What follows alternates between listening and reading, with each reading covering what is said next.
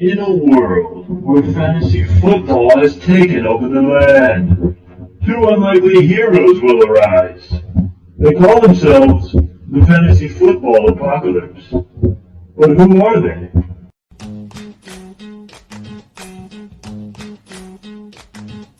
Trent and Jeremy. Trent and Jeremy. Trent and Jeremy. Trent and Jeremy. Trent and Jeremy, yes, they are the boys. When it comes to fantasy advice, they got the noise. One's a little loud, and he's far from cautious. His voice alone will turn your stomach nauseous. MC number 2, well, it's just not that simple. Some would even question that he's borderline mental. These two combined will try to be funny, but their main goal is to try to make you money.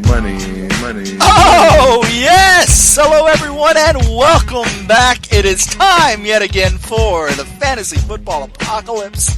I am Trent Scott. He is Jeremy Scott. If you're having a bad day, listen to this theme song, and then listen to Trent's intro, and it will turn your smile upside down. Or frown upside down, I mean. Yeah, I hope I'm not turning smiles upside down. That would be the opposite of what we're trying to accomplish. You may be turning some smiles upside down as well, right, Brad? Anyway, Trent, what a... again, I'll say it like I say it every week. What an interesting week of fantasy. I mean, this has probably been the most interesting week of the year so far, don't you think? Yeah, for basically only injuries. I mean, let's see who went down. Le'Veon Bell, Keenan Allen, Matt Forte. Steve Smith. Steve Smith. Forte may not be out for the year. Everyone else is out for the year. Steve Smith, Reggie Bush. Who cares about Reggie Bush? Oh, you don't have him on your team? I don't. Who else? I mean, if you're going to include Reggie Bush, Josh McCown got hurt. Is he out for the season? No. He is out for this week, though. Your boy Johnny Football is going to get the start on Thursday. Oh, I just can't wait. Who are they playing? They're playing the Bengals. Oh, gosh. Get ready for a 3-interception night. Oh, jeez. Yeah, that's not good. I feel like there was more, but just a bad week overall. I mean, but when injuries happen, that makes people available on the free agent wire. And that's why you're listening to the Fantasy Football Apocalypse. Right, Trent? That's right. And there's one other quick subject I wanted to touch on before we get going. Now, it's not really fantasy related, but I just want to hear your take on this, because when I saw this, I was absolutely stunned to see it. Okay? Yeah, lay it on me. Okay, so last week against the Miami Dolphins, Tom Brady throws for 356 yards, 4 touchdowns, and no interceptions. Really good game, wouldn't you say? Above average at best, but yeah. Then on Sunday night, Aaron Rodgers throws for 77 yards and no touchdowns. Okay? Okay. According to ESPN's quarterback rating metric, Aaron Rodgers had the better game last week. What? If that doesn't show you how stupid the quarterback rating statistic is, I don't know what will. Gosh, that's absurd. That's like baseball coming up with a stat. Well, when it's 36 degrees or colder, and it's not Tuesday, Wednesday, or Thursday, the Royals will win the World Series. Yeah, that is dumb, man. Yeah, I've been telling people for years that I thought the quarterback rating statistic was dumb. Now, anytime I ever have this argument again, this is my first piece of evidence. Wow. I also want to... by the way, I know those of you who listened to the show last week heard me complaining about some of Trent's picks. I lost. He also had guys go off because they shouldn't have been picked anyway, but... That's ridiculous! I'm a good sport. Dude, I'm a good sport. Eli Manning is killing this year. No reason he should have been selected. He's in our agreed-upon budget, man. Whatever. So... Just because I'm smarter than you doesn't make me bad at this. Hey, you know what I noticed? I believe they have different price points for players, depending on if you do like a Monday only or a Monday through Thursday, blah, blah, blah. Did you know that? I have not really paid attention to that, no. Yeah, I think I just figured that out. That's pretty interesting. Well, hey, you learn something new every week, listeners. Well, something that our longtime listeners know is I beat you almost every week because I'm now am I 5-3 or 6-2? I don't even remember. 5-3. 5-3. All right. Closing in on that sweet $100 that I will be collecting at the end of the season. We'll see about that. Actually, speaking of which, so the fantasy season ends week 16. I guess we can do this through the whole year through week 17 since FanDuel is going to go on all the time. Right. We could take it to week 17 if you want. Yeah, or heck, we can even do it in the first couple rounds of the playoffs if we want. But those would be some really short shows, though. Yeah, and that's probably what everybody's after anyway. So less of you, I don't blame them. You're too sweet, Trent. All right, let's dive into it. All right, well, since I won again, I'm going to get the honors and name the quarterback of the week this week. And remember, like Jeremy said, I picked Eli Manning last week. I know what I'm doing here. No, but you know what? You should have picked Eli Manning. Hey, you went first last week, and you picked Matt Stafford, who had 8 points. That's on you, man. You had first pick last week. Matt Stafford is apocalyptic. Eli Manning is not. I'm better than you, Jeremy. Just admit it. Just admit it. For my first pick of the week, I'm going to go with Tom Brady. Trent's selection. And just Jeremy, because I'm better, I'll take Phillip Rivers, the top 2 quarterbacks in the league. Just because I'm better at managing this whole salary cap thing than you are, doesn't give you an excuse, Jeremy. I'm going to take the high road. All right, my quarterback of the week this week, Jay Cutler. That's right, I said it. I know a lot of you out there think, oh my God, Jay Cutler, he's the worst quarterback ever. He's not. Actually, he's having one of the best years of his career. He's got the lowest interception rate of his career. He's throwing less than 2% interceptions this year. And he's got a juicy matchup this week. The San Diego Chargers, who have one of the worst defenses in the league. They've given up the 4th most passing yards of any team. Alshon Jeffrey is still in town. He was not traded like some people thought he would be. I don't see any reason for Jay Cutler to not have a very, very good game this week. Yeah, I don't either. I mean, he's had 4 great games in a row, all 17 points or above. Actually, 17, 17, 19, and 19, believe it or not. But the Chargers they just really, really like to give up points to the other team. So I like the Cutler pick. Jay is really turned it on since he's come back from his hamstring injury. So that is a pick that I can justify, Trent Scott. Eli Manning should be started pretty much every week. All right, well, let's hear your quarterback this week, Jeremy. A guy who should not be started every week. Tyrod Taylor. He's practicing in full. He's doing well. I mean, he's from when he's playing, he's put up some really good numbers. But more importantly, he's got a good matchup against Miami at home. Yeah, I said it. Miami's D is not the greatest. But Tyrod has a good matchup, and I think he's in a position to get some, hopefully around 20, at least 15 this week. I can't even begin to tell you how much enjoyment I get hearing you have to bash your own team. Dan Campbell for president. He's an Aggie, by the way. Well, that explains why he got his head kicked in by Bill Belichick last week. No, that would probably be because Belichick filmed his practices. But anyway. Tyrod Taylor, he is coming back from an injury this week, so I'm slightly concerned about that because you never really know what you're going to get in a guy's first game back. I mean, look at what Ben Roethlisberger did last week. He threw 3 interceptions. Sometimes it takes a game or two for somebody to get back into rhythm, so I would be concerned about that.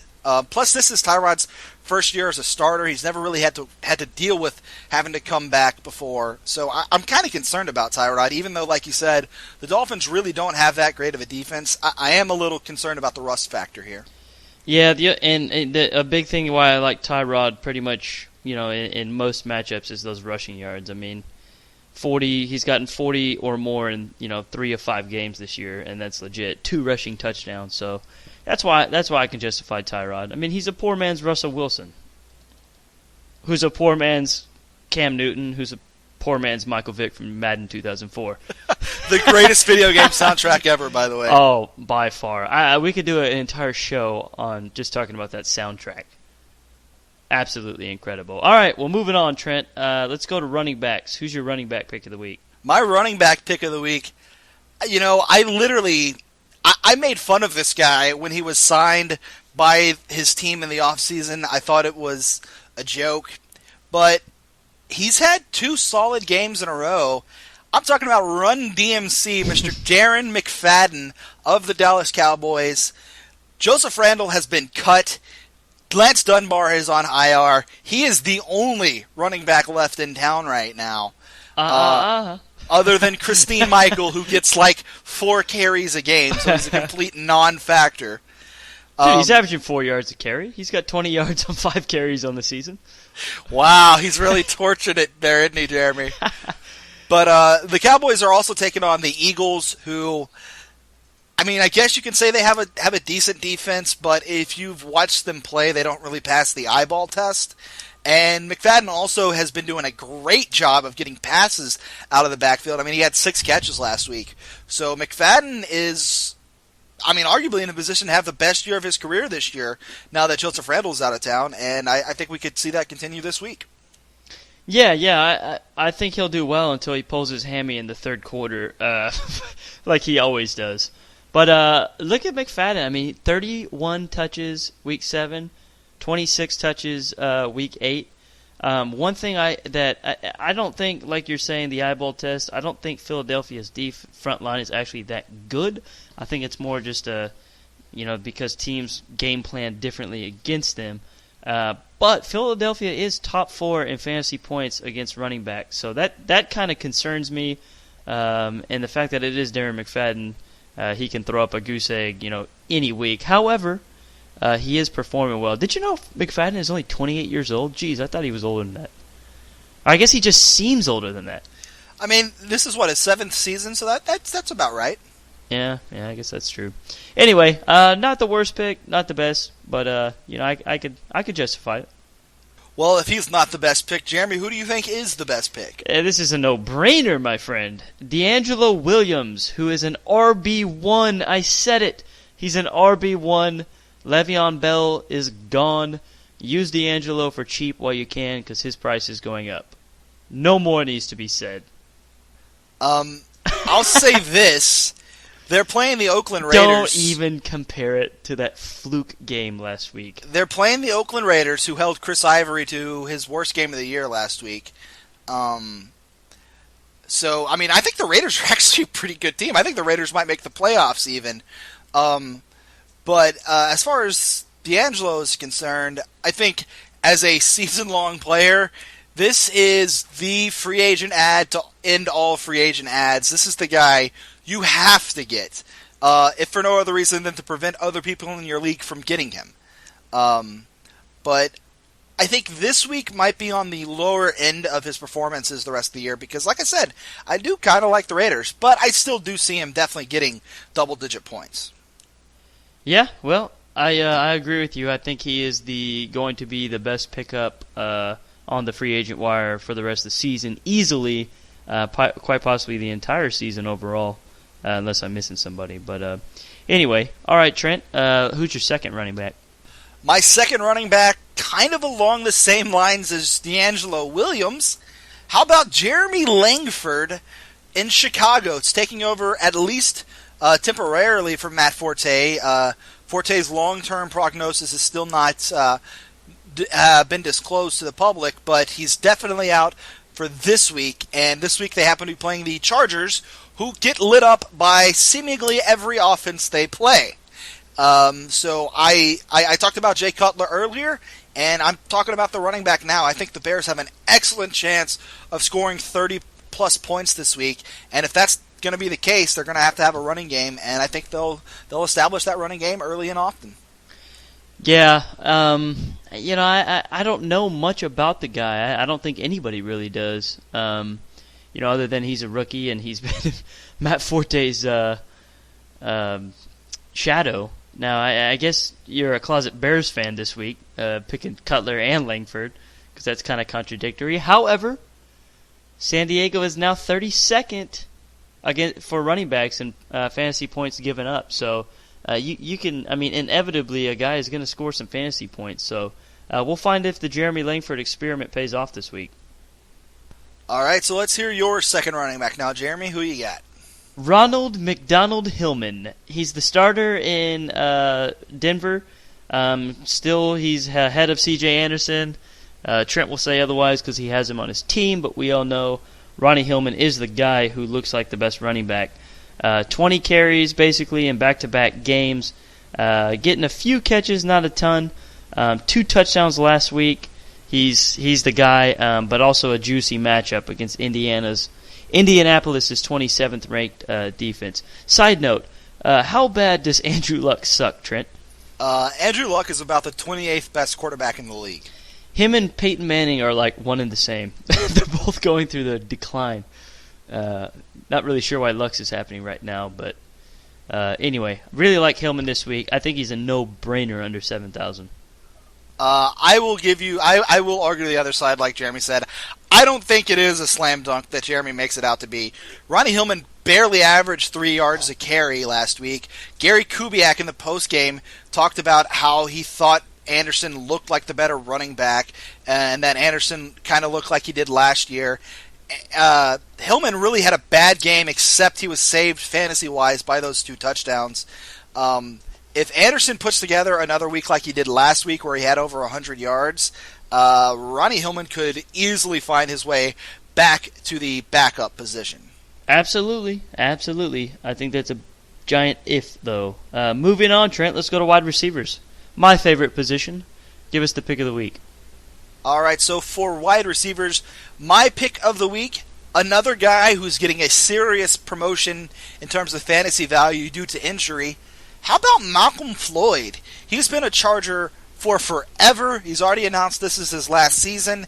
And now Keenan Allen, who was by far the Chargers' best receiving option, done for the year. I think Malcolm Floyd easily slides back into the top wide receiver position that he held for years with that team. Him and Phillip Rivers have a very established chemistry with each other.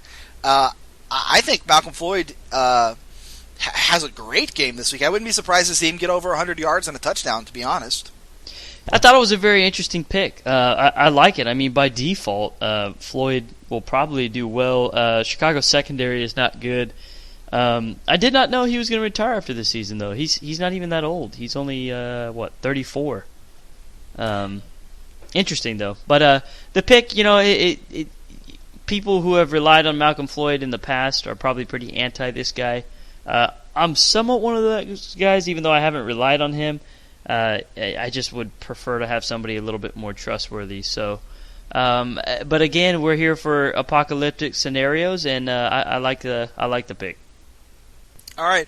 Well, then let's hear your next. I guess it's your first wide receiver, actually. My first wide receiver is, I'm a homer. I'm going with Rashard Matthews. Now, if you don't know who this guy is, then you have not been paying attention to fantasy. He has not got less than double digits in any game except one. And what is fantasy about, Trent? Scoring the most points. True. But consistency. You want a consistent player more than anything else, and this guy consistently produces for you. He's an excellent wide receiver, too, an excellent flex. He's always cheap in FanDuel because he's still shadowing Jarvis Landry, but honestly, he's putting up pretty close to just as many points as Landry.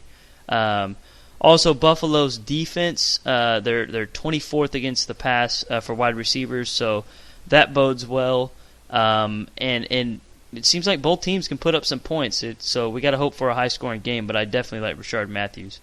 Now, before I talk about Matthews, I just want to point out how much of a hypocrite this pick makes you. Because for those of you who don't, I mean, obviously none of you know, but before every show we discuss our picks and we decide who's eligible to be picked and who's not. Normally, I would say like 95% of the time, Jeremy is the person who says we can't pick anyone anymore.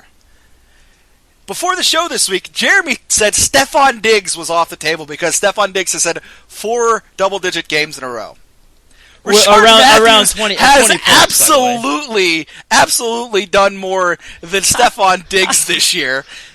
So the fact that you're still picking Rashard Matthews when you banned Stephon Diggs is ridiculous. No, dude, our listeners 100% have my side. I don't even have to hear them. I know they have my side. You're a hypocrite. Stephon Diggs has put up over 100 yards almost 3 times, 2 times, 95 and 1. He's played 4 games. And he's got you got to start the guy. He's come on the scene. It's an every week starter. All right, well then let's talk about Dante Moncrief because it's the same thing when you banned him last week. His production is almost identical to Rashard Matthews, and he's in the exact same scenario where he's the number 2 receiver on a team, shadowing another guy who has almost the exact same role, and his points are almost identical to Rashard Matthews, and you banned Moncrief as well. So, Mr. Eli Manning, basically what you're wanting me to do is are you wanting me to switch picks? Live on the air? Live? That's not what I'm saying. Live? I just want you to admit that you're a hypocrite because this guy is a Dolphin, so you want to be able to keep picking him. No, I want to pick him because he's a stud and he's a Dolphin. Well, you wouldn't be calling him a stud if he hadn't been doing this week after week after week. Yeah, whatever, Trent. Whatever. Moving on. The people don't want to hear us argue on the air. Really? I think that's the best part. Yeah, you're probably right. Rashard Matthews, he is an apocalyptic pick. However, he's he's not. Very consistent apocalyptic pick. Which by very definition would not make him an apocalyptic pick. First off, this isn't even close to Eli Manning. Eli Manning is getting 20 points. That was your own fault. If you had a problem with it, you should have said something before the... No, you did not. Yes, I did. Go back and listen to the show. You absolutely did not. Go listen to the show. I absolutely did. Anyway, give us your wide receiver, you hypocrite. My second wide receiver is Tavon Austin, who is obviously a boomer bust player. He has a couple of big games like he had last week, and he also has a couple of absolute nothing games. He's a truly apocalyptic player. I do think, though, that this week he can keep the momentum rolling. They are playing the Minnesota Vikings, who despite a 5-2 record are actually not that good. So I like Tavon Austin this week. Clearly an every week starter. No. You're out of your mind. No, Tavon, to me, Tavon is extremely boomer bust. Also, Minnesota's defense is top 10. They're number 8 against the pass, or wide receivers specifically. They're a very quiet defense. They're very good. And Tavon, I mean, they do get him involved, but, I mean, he doesn't, I mean, his game high receptions is 6. Then he had 5 and then 4. So, but he also gets carries. Yeah, too. he does get carries. And they do try to involve him, but I'm staying away from Tavon. There's plenty of other options out there. All right, who's going to be your second wide receiver? Let me guess. It's like Julio Jones. I'm going to go with Randall Cobb. He's been struggling as of late. No, I'm going with Pierre Garçon. Quietly had a pretty consistent season. Oh, has he now? Shut up. New England is going to get up big on Washington. I think everyone can agree on that. So they'll be throwing it. And Cousins, honestly, I kind of like watching Cousins play because he looks so lost, but then he'll like rattle off a few passes in a row, and he'll have a good game. New England is not good, period, but they're not good against the pass.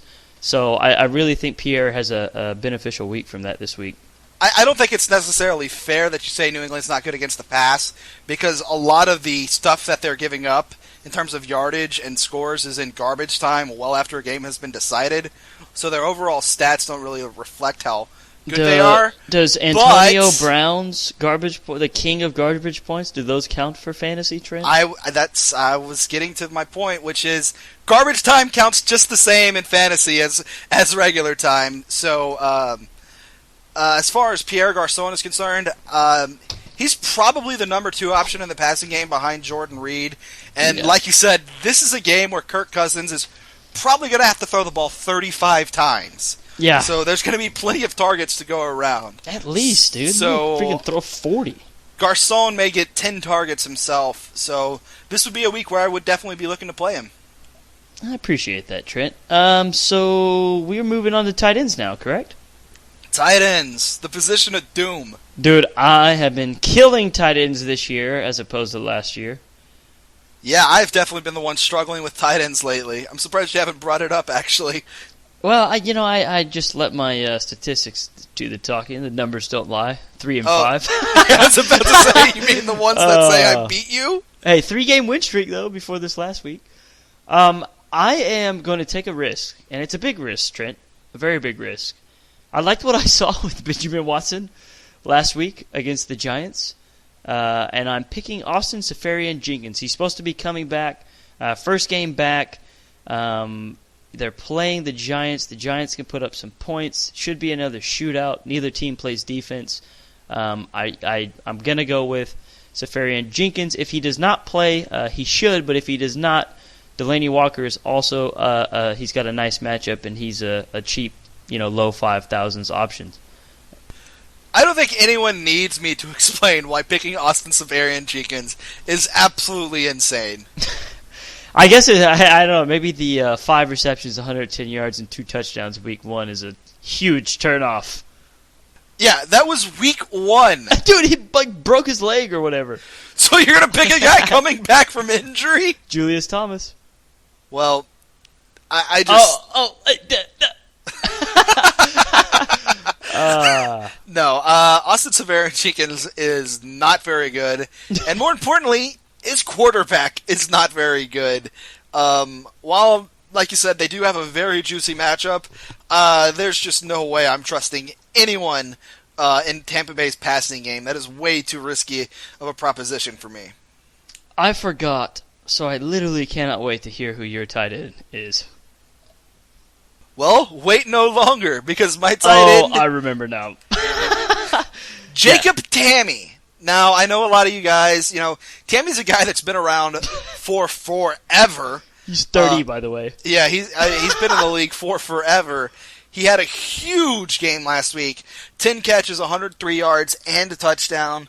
The Falcons just throw the ball 40 times every week. And this week the Falcons get to take on the 49ers, who are an absolute mess right now as an organization. While I don't expect Tamme to approach 25 points like he had last week, I do think he can get to the mid-teens. Yeah, here's how Sunday's going to break down. First drive of the game, Matt Ryan, touchdown, Julio Jones. Second drive of the game, touchdown, Devontae Freeman. Next one, touchdown, either Julio or Hankerson. And then they run the ball the rest of the game, and Jacob Tamme blocks and gets 2 points. Well, if you want to be all pessimistic about it... The fact that you picked Jacob Tamme, it pleases me to see it, because that is an apocalyptic pick. But unlike Rashard Matthews.